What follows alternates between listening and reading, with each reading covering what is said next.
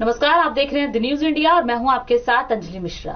हमारे इस विशेष प्रोग्राम राहत या आफत में आपका एक बार फिर से स्वागत है और इसी मुद्दे पर आज चर्चा करने के लिए हमारे साथ एक बार फिर से स्टूडियो में मौजूद हैं निजाम कॉलेज के प्रोफेसर डॉक्टर अविनाश जायसवाल और हमारे editor in chief Shahid Malik. Sir, आप दोनों का बहुत बहुत स्वागत है हमारे स्टूडियो में। शाहिद सर, सबसे पहले मैं शुरुआत आपसे करना चाहूंगी कि नोटबंदी का फैसला 8 तारीख से लागू हो गया।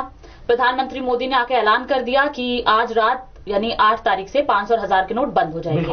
उसके बाद से देश में जो आज 9वां दिन है, देश में जो स्थिति उत्पन्न हुई है उसके बारे में सबसे पहले थोड़ा सा आपसे जानना चाहूंगी। अंजलि, मैं एक चीज बता देता हूं कि सरकार ने एक फैसला, मेरे हिसाब से जो मेरा पर्सनल व्यू है, ये जल्दबाजी में लिया है। सरकार को पहले बैकअप प्लान बनाना था, फिर मैदान में उतरना था, लेकिन सरकार सीधा मैदान में उतर गई, बैकअप प्लान नहीं बनाया। सरकार जो बोल रही है कि उनके पास पैसा है, पर्याप्त मात्रा में बैंकों में पैसा है, वो हमारे पास है, सरकार लगातार झूठ बोल रही है।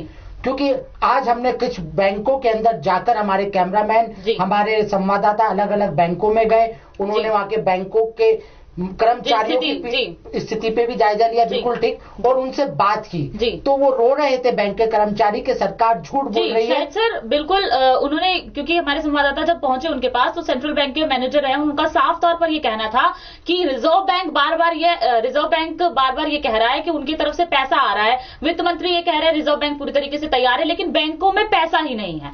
सेंट्रल बैंक के मैनेजर का ये कहना है। सर, अगर हम बात करें दोनों लोगों को अगर हम ले तो या तो सेंट्रल बैंक का मैनेजर झूठ बोल रहा है या फिर सरकार झूठ बोल रही है, क्योंकि सरकार ये कह रही है बैंकों में पैसा जा रहा है और बैंक के मैनेजर ये कह रहे हैं कि हमारे पास पैसा नहीं है। अविनाश जी, मैं आपको एक चीज बता देता हूं। आज हम आपको एक मुद्दे पे खासकर गौर करवाना चाहेंगे और आपसे भी जानना चाहेंगे कि आपका पॉइंट ऑफ व्यू क्या है। आज वित्त मंत्री को खुद मैदान में आना पड़ा।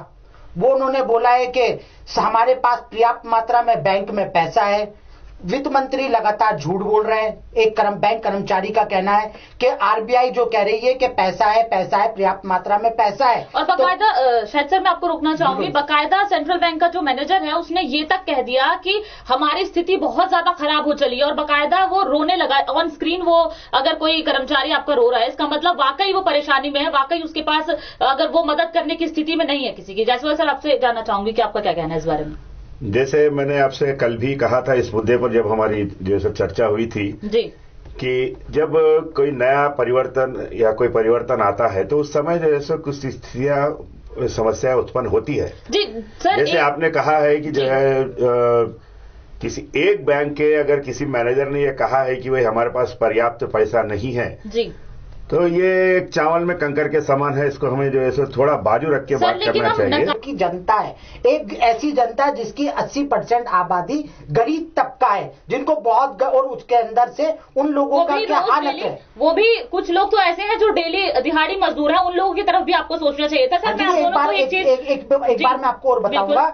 आपने जैसे यहाँ पर आज एक सरकार अपने आप को सही साबित करने के लिए बोल रही है 4500 रुपए से 2000 रुपए हमने कर दिए। वो इसलिए कि जो ताकि सब तक पैसा पहुंच सके, पैसा नहीं है। ये सरकार झूठ बोल रही है सब तक पैसा पहुंच सके। मैं सरकार के इसके खिलाफ हूं और विपक्ष के भी खिलाफ हूं कि उन्होंने अपना नकारात्मक की रुख अपनाया, सकारात्मक नहीं अपनाया। सबसे पहली बात यहाँ पर एक ही उठती है कि जो इंडस्ट्री, मैंने अभी भी थोड़ी देर पहले भी बोला था, मेरी एक छोटी इंडस्ट्री है, 20 लोग काम करते हैं, डेली मुझे 20,000 की जरूरत है, तो मैं अपनी कंपनी कैसे चलाऊं। हमने अपनी इस बहस में विपक्ष की भूमिका पर सवाल उठाए और सवाल ये भी किया कि अगर आरबीआई के पास पैसा है तो वो बाकी के बैंकों में वो पैसा क्यों नहीं पहुंचा पा रही है। तो सवाल बहुत सारे हैं और कुछ के हमने जवाब जानने की कोशिश भी की और कुछ के जवाब जानेंगे हम अपनी अगली कड़ी में। तब तक के लिए आप देखते रहिए द न्यूज इंडिया।